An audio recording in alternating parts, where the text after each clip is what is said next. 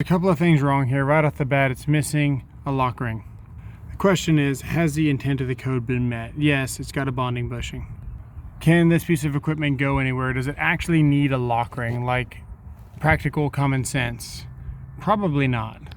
But there's something called installation instructions, and if the installation instructions haven't been met, then it's not right. I can't approve this. You know, electricians, you need to stop and think about the spot that you put us in when we ask you to do something. And this was requested before, so this is the second time I've been here. First time they cheated the ground rods.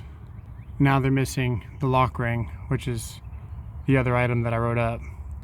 It's a very black and white situation. There is no gray here. Either it's installed correctly or it's not. Extreme situation here because this is something very small, but you know, if something was to go down in court, there's a third party talking to the judge explaining what's going on, known as a DA. And all I've got to say is, well, I thought it was safe, you know?